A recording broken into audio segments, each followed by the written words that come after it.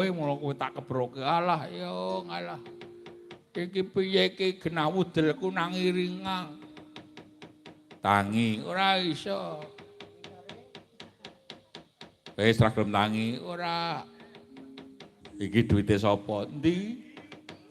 Oh, gene iki ana dhuwit mak betonong. Mripate sak kenong. Wah, padake mripat sak kenong. Ayo tangi yo, lah ra ngono. Ah, mak begogok kon tangi sregepe ra elok. Oh, ora kalap.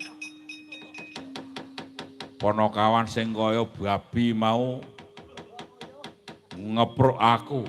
Ana babi kok kathokan. Kados pundi kira-kira mundur tak trajangi dhewe.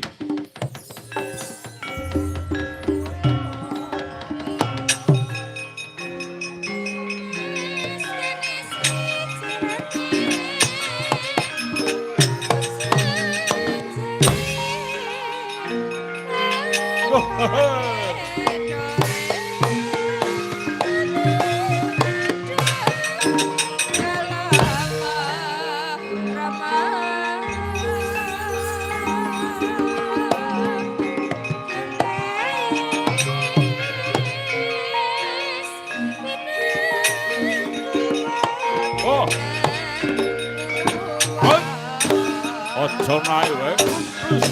Oh. Hai. Ah. Hai.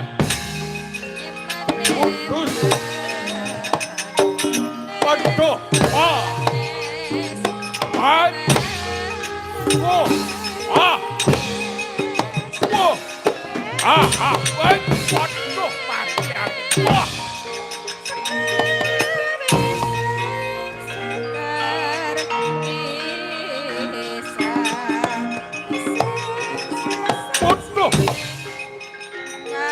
Patut banget. Maju. Ayo panggal. Hei, enggak parah. Ah. Waduh.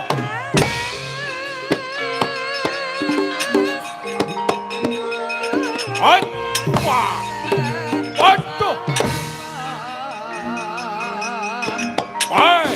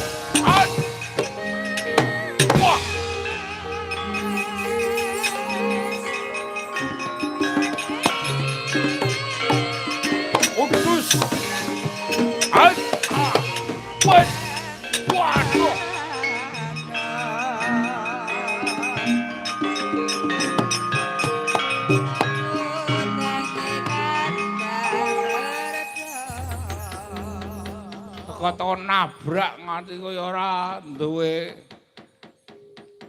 setopan.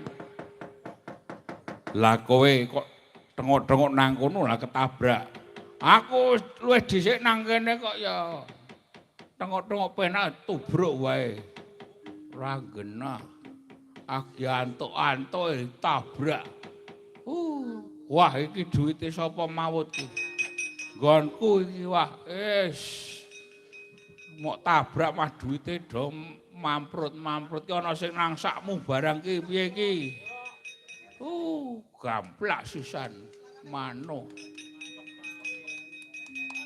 Wah, ana duwite mawut-mawut genah kuwi mau duitku dijupuki. Kurang-kurange njupuk nang jero sak. Glendengang. Waduh. Lumak pendonong mripate antem sisan kowe.